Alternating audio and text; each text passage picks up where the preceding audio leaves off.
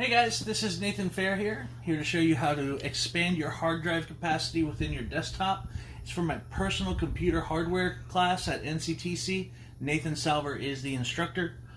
Just a couple basics. Obviously, you will need the desktop that you're working on, which, as you can see over here, is what I'm building. Not building, but expanding. You'll need the hard drive you're going to be using, as well as a SATA cable to go along with it. The power supply will automatically have a free spot. I've already checked that. So I'm going to go ahead and show you the basics first. The very first thing you need to do, make sure your computer is powered down. So start menu, not settings, wrong button. Start menu, and then shut down. Now once the computer has completely shut down, you'll want to go ahead and make sure you unplug the power supply from the back, as well as, in my case, flip the switch off. I'll also be pressing and holding the power button to release any additional charge that's built up in the capacitors.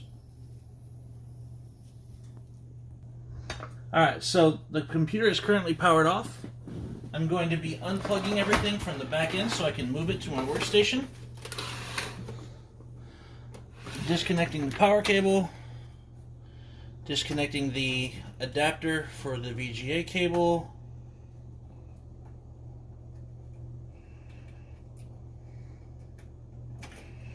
and Ethernet and the keyboard. All currently disconnected. I'm going to press and hold the power button for 10 seconds to release any residual charge that's built up in the system.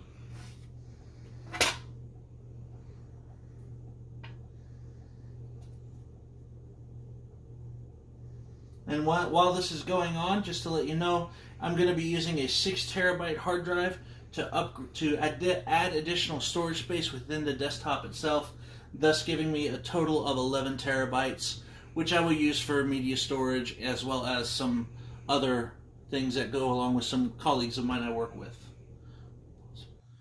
Okay, so I have made sure that any discharge has been released from the power supply. I'm now going to go ahead and open the desktop up.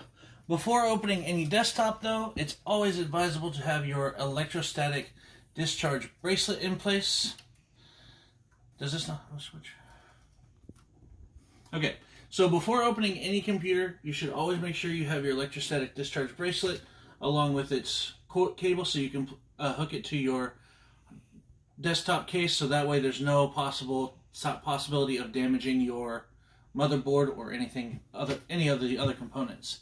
So to open my desktop, I'm going to slide right here. That should be releasing. So now that my electrostatic discharge bracelet is in place, I'm going to pop open the cabinet, just like that, to reveal all the wonderful inner workings of the server. I apologize because it's a little dusty. So I now have all the components I need. I'm going to connect my electrostatic discharge bracelet to the physical surface of the case. That way I don't accidentally hurt anything inside. That disconnected. Alright, connecting the electrostatic discharge bracelet right there. And if it moves, then it moves. Alright, so inside we have 2 spots, usually designated for hard drives. I'm going to go ahead and open this up so I can take a better look at them.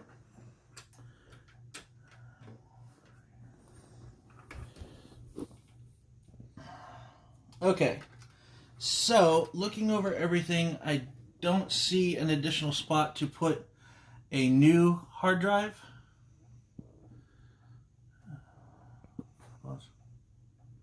Okay, so at this point we have now gotten ready to install the hard drive.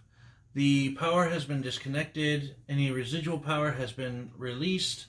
I have my electrostatic discharge bracelet on, my SATA cable's plugged in, and I'm ready to connect everything. So at this point, normally, since these 2 hard drives bays are already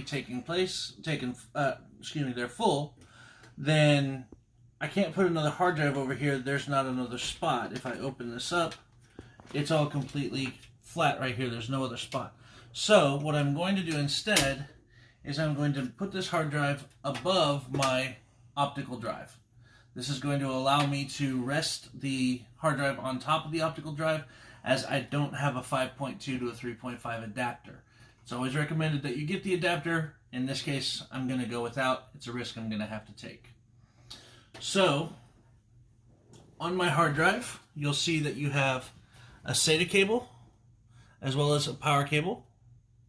And what I'm going to do is I'm going to take my SATA here. I'm going to connect the L-shaped SATA cable to the smaller of the two ports. And then I'm going to plug in I'm going to slide my hard drive into its place. And then I'm going to take the longer power supply L-shaped cable. And I'm going to very gently plug that into the power supply section of the hard drive. SATA cable came disconnected, which is fine. We'll just reconnect that real fast. Make sure I'm going the right way.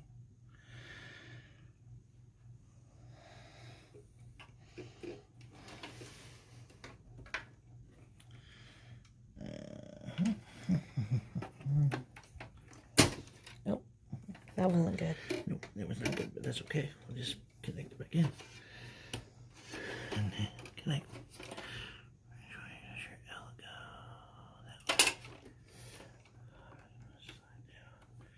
This SATA cable is messed up. That may present a problem in the future. Okay, so now that they are connected, I'm going to simply stash the additional cable away, and I'm going to put everything back together, plug it in, power it on, and then I will have to modify it within the BIOS. So I'm going to go ahead and disconnect my electrostatic discharge bracelet, as I'm not actually going to be messing inside the machine anymore. Reconnect my panel.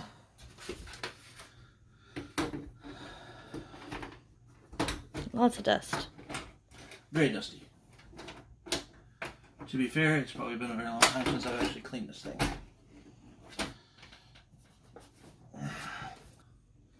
Now, obviously, it's been a while since I've cleaned this thing.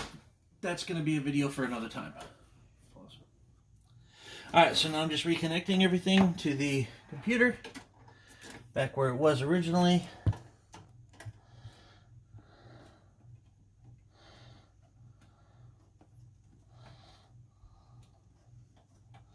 Plug in the adapter for the monitor, since I will need to see what I'm looking at. Ethernet. USB for the keyboard. And power. So, once power's connected, just turn it back on. For Dells, you would either go into F12 or F2 to open your BIOS or your setup. In this case, this is actually a Dell Precision T5500. It will give me the option to go into the control panel to modify the RAID adapter, which is essentially what I'll need to do for a new hard drive. So as it's booting up, I hit Control I.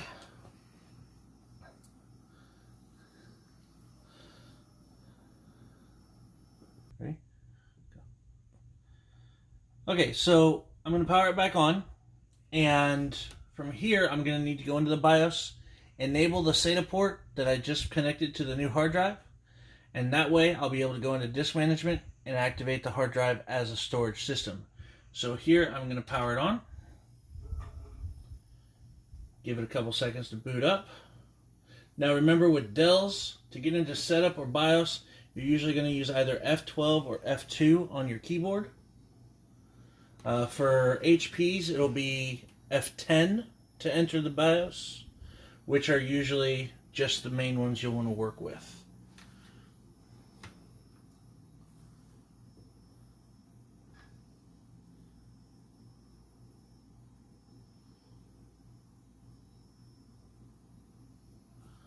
So currently I'm in my BIOS. I'm going to go down to drives.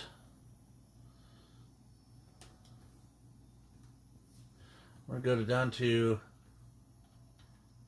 actually that's not right, hang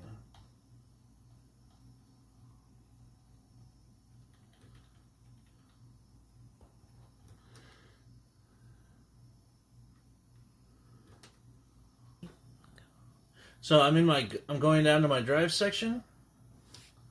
I'm going to hit tab, and then from here I'm going to enable SATA 3, and then I'm going to tab over and click apply, and then exit.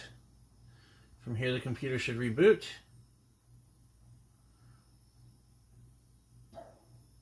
Good.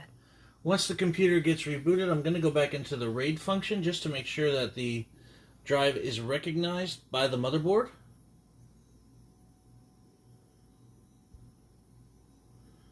Once it gets to that point, this motherboard's moving right now.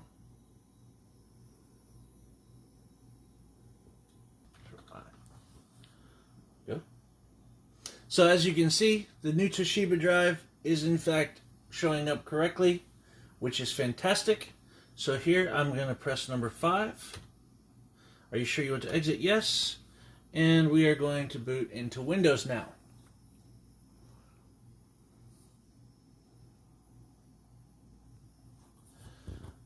Once it gets booted into Windows, I'm going to log in and then go into my disk manager to assign a drive letter. So that way my new hard drive can be accessible as a storage option. So Windows makes it really easy to find disk management. I can right click on the start menu after everything's finished booting. And then I can right click on the start menu and then click disk management. Once it opens up, I will be able to assign a drive letter. I'm going to probably go with not D because that's generally an external drive. I'm going to probably go with either I or H just to be completely random. Connecting to the virtual server. So it's asking me if I wish to initialize the disk. I'm going to tell it yes. And I do not want a master boot record, so I'm just going to leave it as a GUID partition table. Once it's initialized the disk, it will then be showing up here as an unallocated drive. I'm going to right click it and I'm going to say a new simple volume. I'm going to go with the entire amount that I want to do. I'm going to assign the letter G, and I'm going to click next. From here I'm going to format with NTFS, and just to double check, I believe all the rest of them are NTFS. Yes, so all of these are NTFS. So new simple volume, next, total amount, next, assign your letter. We'll go with F, that's the next one. And then I'm going to click next, NTFS, default, and we'll call this storage. Next, and finish. It's currently formatting the new hard drive. It says it's done, it's a healthy partition. I now have the full use of that hard drive. So, we have successfully installed a new hard drive within the desktop. We've made sure that the BIOS recognized the hard drive, and then from there we activated the hard drive and assigned it a drive letter in Windows, and that completes the installation.